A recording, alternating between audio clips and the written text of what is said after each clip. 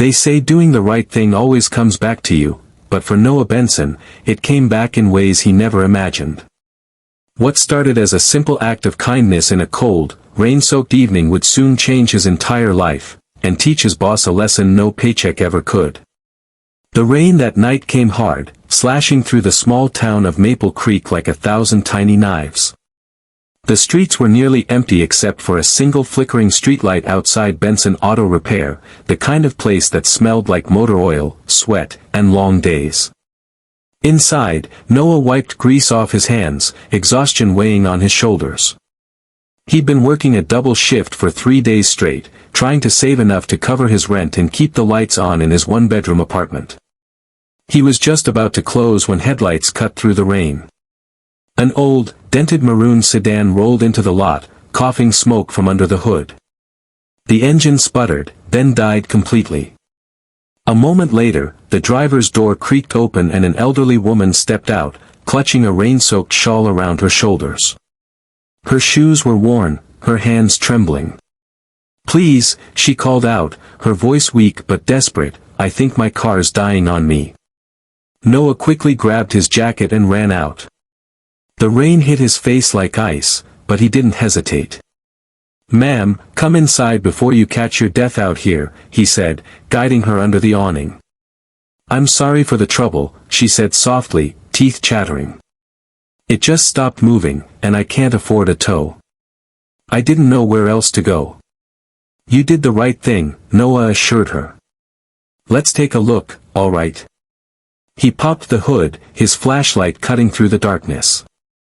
Within minutes, he saw the problem: a broken alternator belt, corroded wires, and a battery that looked older than the car itself. It wasn't an easy fix. He turned to her. "Ma'am, this'll take a bit. Do you have anyone I can call?" She gave a small, embarrassed smile. "No, it's just me. I'm on my own these days. My husband passed a few years ago, and my daughter, well, she's busy raising her kids." Noah nodded slowly. Something about the loneliness in her voice hit him deep. His own mother had passed when he was 20, after years of working herself to the bone. He remembered her old hands, cracked, calloused, and always trembling from exhaustion, fixing meals she could barely afford. "Don't worry," he said, setting his jaw with quiet determination. "I'll take care of it." She frowned. "But I don't have the money. Not tonight, anyway. My check doesn't come till next week." "It's okay," Noah said simply. "You can pay me later." Truth was, he didn't expect her to pay at all. He knew the kind of pride people like her had, the same kind his mother had. Sometimes, the only thing people needed wasn't money. It was just a little help when life kept kicking them down. For the next 2 hours, he worked tirelessly, pulling spare parts from the shelf, soldering broken wires, and recharging the battery. His hands were numb and raw by the time the old engine turned over and purred softly like it hadn't in years. The woman gasped. You fixed it." "Good as new," Noah said, smiling. "Well, almost. Just keep an eye on it for me, all right?" She fumbled through her small purse, pulling out a handful of wrinkled bills. "Please, take this. It's not much, but—" He shook his head firmly. "Ma'am, you keep it. You might need it more than I do." Her lips quivered, tears pooling in her eyes. "You're a kind soul, son. People don't do things like this anymore." Noah smiled faintly. "My mom used to say if you can do good for someone, even once, you do it. No questions asked." She reached out, patting his arm gently. "Your mother raised you right." He didn't know it then, but those words, those small, trembling words, would echo in his heart for the days to come, long after that woman drove away into the stormy night. 2 days later, everything came crashing down. It was early morning when Noah walked into the shop. The air smelled of wet concrete and burnt oil. His boss, Leonard Drake, a thick-necked man with slick back hair and a permanent scowl, was standing by the office door, arms folded tight. His tie was too short, his voice sharp as glass. Noah. My office. Now. The tone made Noah's stomach drop. He followed him inside, wiping his hands nervously. What's going on, sir? Leonard threw a clipboard down on the desk. You want to explain this? On the clipboard was an inventory sheet, one that showed a missing alternator and belt from company stock. I used those parts on a customer's car, Noah said. She broke down right outside the shop. It was late, raining hard. Leonard cut him off. And did she pay? Noah hesitated. Not yet. She. Leonard slammed his hand on the desk. So you gave away parts for free? She couldn't afford it, Noah said, his voice firm but calm. She was an old lady, out in the cold. I wasn't gonna let her walk home in the rain. Leonard's jaw tightened. You think this is some kind of charity? You think I can run a business by handing out parts to every sob story that comes through that door? It wasn't like that, Noah said quietly. I was just trying to help. Well, your help cost me money, Leonard snapped. And around here, we don't reward stupidity. Noah's fists clenched at his sides. You'd rather I turned her away? Left her stranded in the middle of nowhere? Yes. Leonard shouted, pointing at him. Because that's business. You follow the rules, or you're out. Noah stared at him for a long moment, disbelief etched across his face. Then, slowly, he removed his work gloves and placed them on the desk. You know what, Mr. Drake, he said softly. You can have your job. But one day, you're gonna wish you remembered what it meant to be human. Leonard's face turned red. Get out. You're done here. Without another word, Noah walked out. The next few days were hard. He applied to every garage in town, Johnson Motors, Midtown Repairs, even a small shop that specialized in classic cars, but no one was hiring. He sold his old tool set to buy groceries, skipped dinner to make what little cash he had last. Nights were the hardest, he'd lie awake on his worn couch, staring at the ceiling, wondering if kindness was really worth it. But deep down, he couldn't regret it. Not when he thought of that woman's trembling smile as her car came back to life. On the third night, as he sat in a corner diner eating a single plate of fries and a refill of black coffee, a soft voice called from behind him. Excuse me, are you Noah Benson? He turned around, surprised. The elderly woman from that rainy night stood there, but this time, she looked different. Her hair was neatly brushed, her eyes brighter. And beside her stood a tall, distinguished man in a dark coat, his posture commanding but kind. Yes, ma'am, Noah said, rising to his feet. Your car holding up all right? It's running beautifully, she said, smiling. This is my son, Mr. Carter. I told him about what you did for me. The man extended his hand. Henry Carter. My mother said you fixed her car without charging her a dime. Is that true? Noah hesitated. Well, yeah. I couldn't let her sit in the rain. It didn't seem right. Henry nodded slowly. And you got fired for it.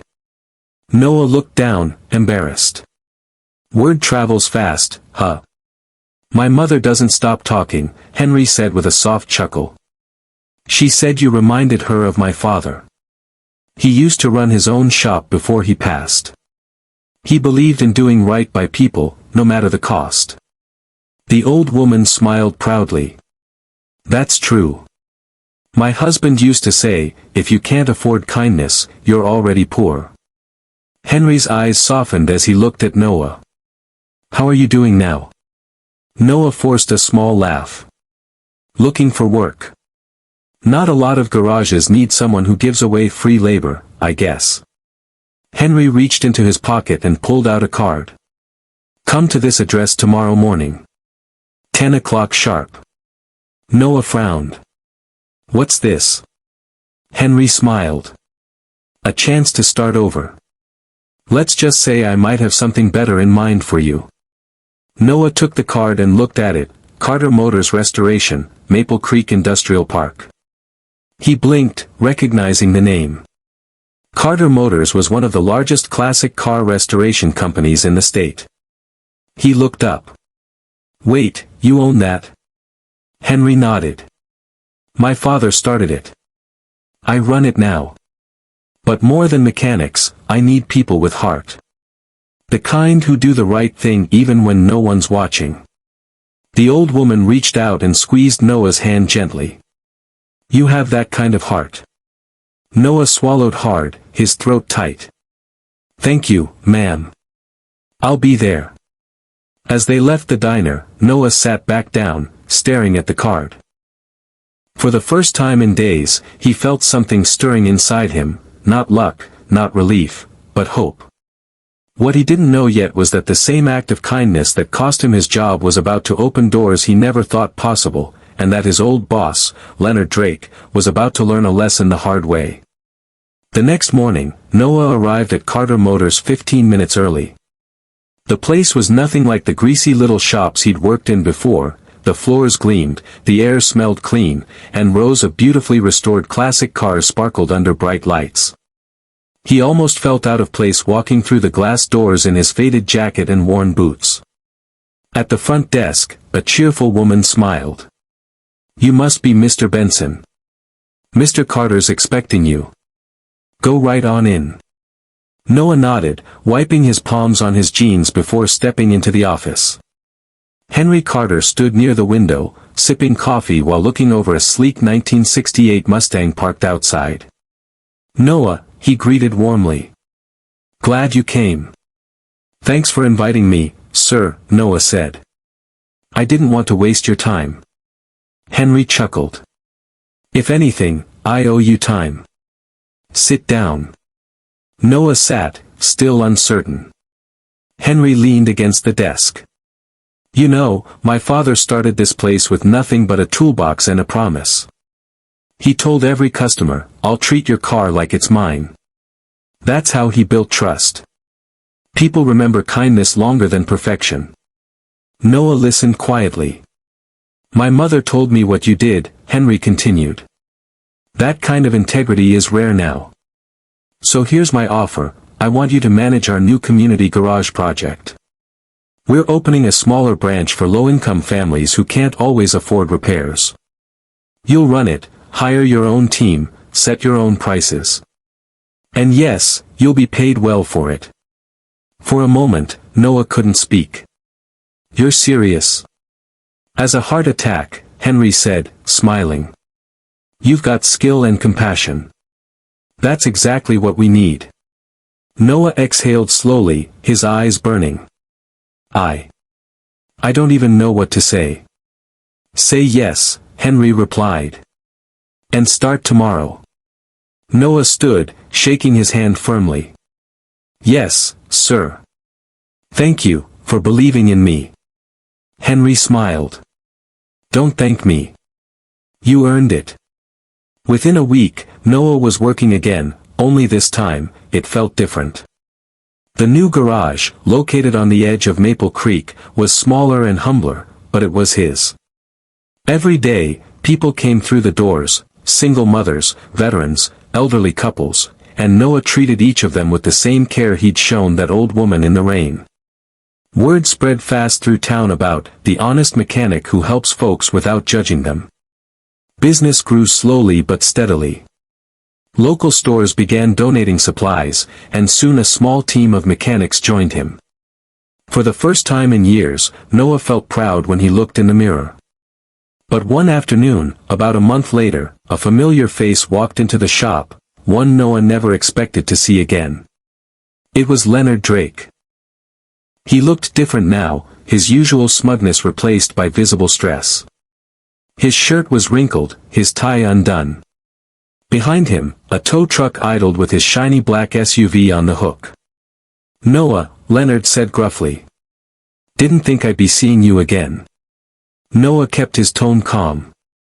Afternoon, Mr. Drake. What brings you here? Leonard hesitated, eyes dropping to the floor. Transmission's gone out on my SUV. The dealership said it'll cost $5,000 to replace. Someone told me you've got a new shop, figured I'd give it a try. Noah looked at him for a moment, almost amused by the irony. I see. Leonard cleared his throat. Look, I know things ended rough. But I'm in a bit of a bind. Think you could take a look? Noah nodded slowly. Sure. Pull it in. Over the next few hours, Noah and his team worked on the vehicle. They could have easily charged him the full price. Leonard had done far worse to others without blinking. But as Noah examined the worn gears and cracked seals, he thought about that night in the rain, the woman's trembling smile, and Henry Carter's faith in him. When the job was done, Leonard approached the counter. So, what's the damage? Noah handed him the invoice. You're good to go. Leonard looked confused. You're not charging me. I replaced the seals and topped your fluids, Noah said simply. Didn't cost much. Consider it done. Leonard blinked. You're serious? After I fired you? Noah nodded. You taught me something important, that doing the right thing might cost you your job, but never your soul. For once, Leonard had no words. His face softened, and his eyes dropped to the floor. I was wrong about you, he muttered. I was wrong about a lot of things. It's all right, Noah said quietly. We all learn sooner or later. Leonard looked around the shop, the people working, the customers laughing, and realized Noah had built something far greater than the business he once lost. He reached into his pocket, pulling out his wallet. At least let me pay you for the parts. Noah pushed the wallet back gently. You don't owe me anything. Just remember this moment next time someone needs your help. For a long moment, Leonard just stood there, silent. Then he nodded slowly, shook Noah's hand, and left. As the tow truck pulled away, Noah felt a strange peace settle over him. He hadn't just fixed a car that day, he'd repaired something far more important. Weeks later, Carter Motors held a community event to celebrate the new garage's success. Henry Carter stood before the crowd, microphone in hand, smiling proudly. This shop was built on one man's heart, he said. When others looked away, he looked closer. When others said no, he said, I'll help.